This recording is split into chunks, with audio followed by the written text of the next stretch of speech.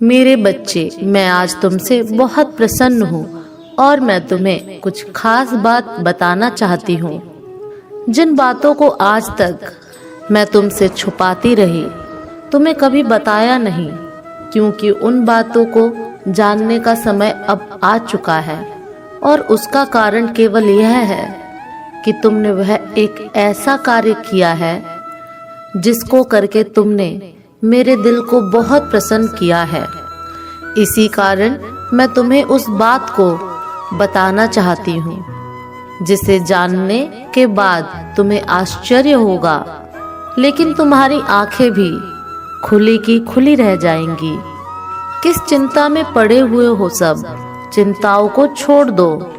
इस बात का ध्यान रखो मेरे बच्चे, जिस प्रकार तुम्हारी जन्म देने वाली माँ तुमसे कुछ नहीं छुपाती, उसी प्रकार मैं भी तुम्हारी माँ होते हुए तुमसे कुछ नहीं छुपाना चाहती। और आज तो मैं वैसे ही बहुत ज़्यादा प्रसन्न हूँ, तो मैं कुछ तुमसे छुपाना नहीं बल्कि तुम्हें ऐसा कुछ बताना चाहती हूँ जो आज तक कभी बता नहीं सकी। मेरा बच्चा इतना नादान और भोला है कि मेरे बिना कहे कुछ बातों को समझ नहीं पाएगा। इसलिए आज मुझे कुछ बातें स्पष्ट रूप से बता देनी जरूरी होंगी, जिनको ध्यानपूर्वक सुनना और समझना मेरे बच्चे, क्योंकि यदि तुम ध्यान से नहीं सुनोगे तो तुम्हें बातें समझ में नहीं आएंगी और तुम्हें लगेगा कि पता नहीं मैंने तुम्हें क्या बताया है, उसमें जो बताया है वह कुछ खास नहीं है, ऐसा आभास होगा। इसलिए मैं तुम्हें स्पष्ट रूप से इस बात को बता देना चाहती हूँ कि हर इंसान के अंदर एक अच्छाई होती है और किसी इंसान के अंदर एक ऐसा गुण होता है, इंसान तो क्या ईश्वर को भी प्रसन्न कर देता है, और वही गुण तुम्हारे पास है और वह गुण है तुम्हारा सच बोलना। तुम सदैव तो सच बोलते हो, उस बात से मैं बहुत ज़्यादा प्रसन्न हूँ। और अब समय आ गया है ये जानने का कि तुमको बहुत जल्दी ही तुम्हारी एक ऐसे व्यक्ति से मुलाकात होने वाली है जो तुम्हें तुम्हारी आर्थिक मदद करने वाला है। तुम्हारी इस स्थिति से उभरने के लिए वह तुम्हें सहायता करेगा। वह इंसान तुम्हारे परिवार का सदस्य भी हो सकता है, वह तुम्हारे खानदान का सदस्य हो सकता है, वह तुम्हारा मित्र भी हो सकता है, वह तुम्हारा कोई भी अपना ही निजी व्यक्ति तुम्हें तुम्हारी सहायता करने से पीछे नहीं हटेगा और तुम्हारी सहायता करके तुम्हें मदद करेगा। क्योंकि मेरे बच्चे, तुम भी तो अपने माता पिता के बहुत आज्ञा मानते हो, अपने माता पिता को बहुत खुश रखते हो। तो दुनिया में जो इंसान दूसरों के साथ खुशियां बांटते हैं, उन्हें हर चीज जल्दी ही प्राप्त होती है। जो दूसरों के दुख में दुखी होना जानता है, उसकी परेशानी ज्यादा पास नहीं आती। एक ऐसा बुद्धिमान व्यक्ति जो यह समझ लेता है कि दुख और सुख का हिसाब क्या है, कोसों दूर रहता है, परेशानी से उसके जीवन में आती नहीं है। और जो कि अंधेरों में घूमता रहता है, जिसके अंदर सुख दुख का ज्ञान नहीं होता, वह भटकने में ही रह जाता है। ना तो उसके जीवन में समस्या खत्म होती है और ना ही किए गए किसी भी काम को करने के पश्चात भी प्रसन्न रहता है। केवल दुखी रहना उसका काम होता है। और ऐसे कुछ व्यक्ति हैं जो अपने सुख से खुश नहीं होते और दूसरों की खुशियों से दुखी होते हैं। इंसान को हर फल अपने कर्मों के हिसाब से मिलता है, क्योंकि कर्म ठीक उसी पेड़ की तरह है जिस पेड़ पर फल उसी प्रकार लगते हैं जिस तरह का पेड़ होता है। यदि किसी फल का पेड़ होता है तो उसमें मीठे फल लगते हैं और किसी कड़वी फल के पेड़ में केवल कड़वे ही लगते हैं, जो तुम्हारे लिए अहितकारी है। तुम्हारे जीवन को ऊंचाइयों के शिखर पर ले जाऊंगी। मैं फिर आऊंगी तुमसे मिलने। सदा खुश रहो मेरे बच्चे। मेरे अगले संदेश की प्रतीक्षा करना। मेरे बच्चों, आज काली माँ तुम्हारे दुख और पीड़ा को सुनकर विवश हो गई हैं और आज तुमसे स्वयं धरती पर मिलने आ रही हैं। तो मेरे बच्चों, आज तुम्हारे मन में जितनी भी शंकाएं हैं और तुम्हारे मन में जो उलझने हैं, उन सब का समाधान मैं करने आ रही हूँ। आज तक तुमने बहुत बार लोगों से अपने बारे में निंदा सुनी है और वह सब सुनकर तुम्हारा मन व्याकुल हो गया है। मेरे बच्चे, आज अपने मन में इस दर्द को मत रखो। कोई तुम्हारे बारे में कुछ भी सोचे, कुछ भी कहे, तुम उसके लिए अपने दिल को परेशान मत करो। मेरे बच्चे, तुम जल्दी करो। तुम्हारे हाथों से यह समय निकला जा रहा है। इस समय को व्यर्थ की बातों में यूं ही मत गवाओ, क्योंकि यह समय तुम्हारे हाथों से निकल गया तो तुम्हें पछताना पड़ सकता है। मेरे बच्चे, तुम मेरी इस बात को इस तरह से समझो कि यदि जब लोहा को गर्म होने पर ही हथौड़ी मारता है, तभी उस लोहे का कुछ बनाया जा सकता है, क्योंकि लोहा गर्म होते ही पिघलना शुरू हो जाता है। और हम जिस आकार में उसे ढालना चाहते हैं, वह उस आकार में ढल जाता है। इसी प्रकार तुम्हारे हाथों से कीमती समय जो कि तुम व्यर्थ गवा रहे हो, उस पर तुम्हें विशेष ध्यान देना चाहिए।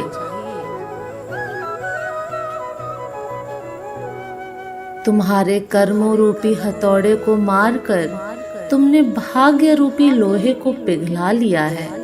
अब तुम जिस तरह से चाहो उसे बना सकते हो, अर्थात भाग्य को परम सौभाग्य में बदलने की ताकत तुम रखते हो, क्योंकि वह शक्ति तुम्हारी ही एकत्र की हुई है। तुमने जो मुझे इतना प्रसन्न किया है, उससे मैं तुम्हें एक विशेष बात बता रही हूँ। जीवन में पीछे मुड़कर तुम कभी नहीं देखो तुमने क्या किया, क्या नहीं किया, गलत किया, सही किया। इससे तुम्हें कुछ भी फर्क नहीं पड़ना चाहिए। जीवन में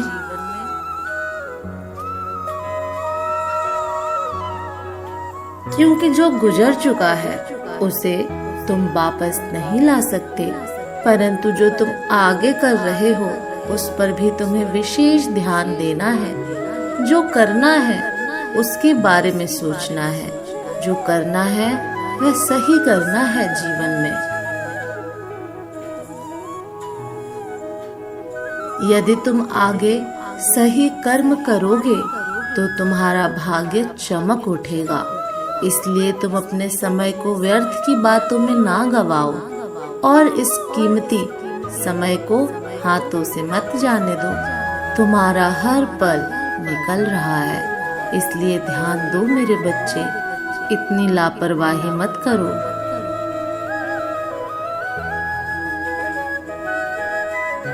मेरे बच्चे, जब तुम्हारी परीक्षा का दिन और समय निश्चित होता है, यदि तुम उस दिन परीक्षा ना दो और या तुम परीक्षा के दूसरे दिन परीक्षा देने जाओ, तो तुम किसी भी परीक्षा में पास नहीं होगे। इसी प्रकार तुम्हारे किए गए कर्म का फल प्राप्त होने का एक निश्चित समय निर्धारित होता है। यदि वह समय तुम्हारे हाथों से निकल गया तो तुम्हें मनचाहा फल प्राप्त नहीं हो पाएगा। इसलिए तुम्हारा समय शुरू हो चुका है इस फल को प्राप्त करने का।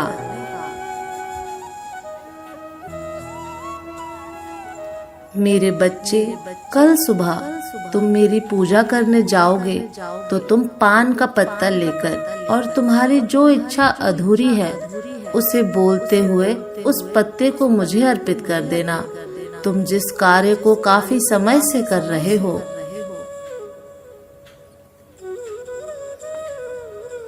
उसे पूर्ण करने में काफी प्रयास कर चुके हो, उस कार्य को पूर्ण होने का समय आ चुका है। इसलिए अब तुम्हें रुकना और थकना नहीं है। तुम और तेजी से आगे बढ़ो और अपनी पूरी ताकत से उस कार्य को पूर्ण करने के लिए कोशिश करो।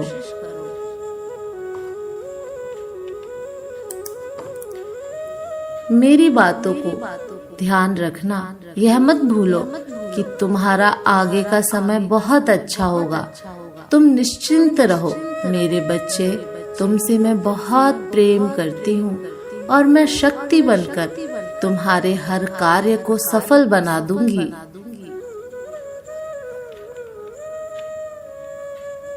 तुम्हारे जीवन में एक ऐसी शक्ति उत्पन्न हो रही है जिससे कि मेरा भक्त जिस बात को अपने मन में बसा ले, मैं उसके हर इच्छा को पूर्ण करने के लिए सहायक बन सकूं। कल की सुबह तुम्हारे भाग्य को उदय करने की सुबह है। बस जीवन में यह बात याद रखना कि तुम जो भी कार्य करो उस कार्यों से किसी को कोई नुकसान ना पहुँचे। अगर ऐसा हुआ तो तुमने जितने अच्छे कार्य जीवन में लोगों के लिए किए होंगे वह सब व्यर्थ चला जाएगा, क्योंकि यह जीवन का नियम है। जो जैसा बोता है वैसा ही फल पाता है। तो आज अगर हम अपनी वाणी से किसी के लिए बुरे विचारों का उच्चारण करते हैं तो वही विचार कुछ समय बाद हमारे लिए भी जरूर आते हैं। जो मनुष्य दूसरों का मजाक उड़ाकर और उन्हें हीन भावना से देखते हैं, ऐसे मनुष्य कभी भी जीवन में सफल नहीं हो सकते। इसलिए आप ऐसे व्यक्तियों के बारे में सोचकर अपने दिल को परेशान ना करें। आपके बारे में जिसने जैसी धारणा बना रखी है वह हमेशा वैसा ही रखेगा।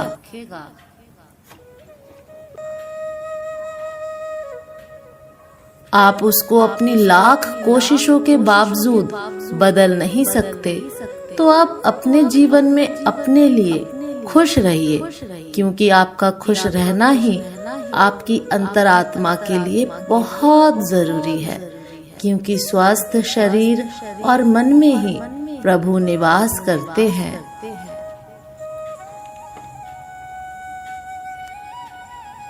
तो अपने मन को दूसरों के कारण खराब मत करिए। आप बस अच्छा सोचिए, अच्छा करिए। और मेरे बच्चों, जो मेरे नाम का जाप करता है उसके जीवन से वह मुक्त हो जाता है। अपने जीवन में अच्छे और सच्चे लोगों के साथ समय बिताएं, क्योंकि उनके साथ गुजारा समय आपके लिए बहुत महत्वपूर्ण है।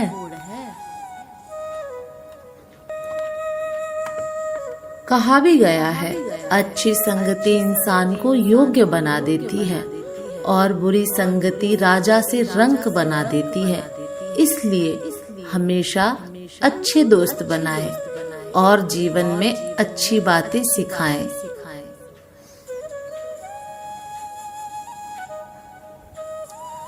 मैं चाहती हूँ कि मेरे सभी बच्चे सबकी जिंदगी में नए रंग भरने की क्षमता रखें, क्योंकि आपको एक बार ही मानव जीवन मिला है। तो मेरे बच्चों, उसका सदुपयोग करें। अपने मुख से कभी भी किसी के लिए बुरी बातें ना बोले। जैसे धनुष से निकला हुआ बाण वापस नहीं आ सकता है, ऐसे ही हमारे मुख से निकले हुए वचन कभी वापस नहीं लिए जा सकते हैं।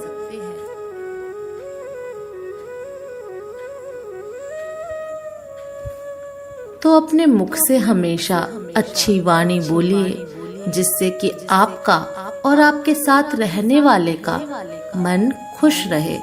मेरे बच्चों, कभी भी अपनी जिंदगी का फैसला गुस्से में मत लेना, क्योंकि गुस्से में लिया हुआ फैसला कभी भी सही नहीं होता है। इसलिए मुश्किल घड़ी में हमेशा शांत रहकर अपने जीवन के फैसले लीजिए। आप जो भी फैसला लेते हैं वह यह सोच कर लीजिए कि आप जो भी करने जा रहे हैं उसमें आपका और आपके परिवार का हित है। मेरे बच्चे, मेरी बात याद रखना, मैं सदा उन्हीं के साथ खड़ी होती हूँ जो हमेशा सच्चाई और अहिंसा के रास्ते पर चलते हैं, और सदा अपनी सोच सकारात्मक रखना, क्योंकि नकारात्मक सोच रखने से कभी भी आप सही रास्ते पर नहीं चल सकते। अब मेरे बच्चे, तुमसे आज्ञा लेने का समय आ गया है। मैं महसूस कर रही हूँ कि जो भी मैंने आज तुमको सिखाया है वह सब तुम अपने जीवन में अपना लोगे। मेरे अगले संदेश की प्रतीक्षा करना। मैं फिर आऊंगी तुमसे मिलने। तुम्हारा कल्याण हो।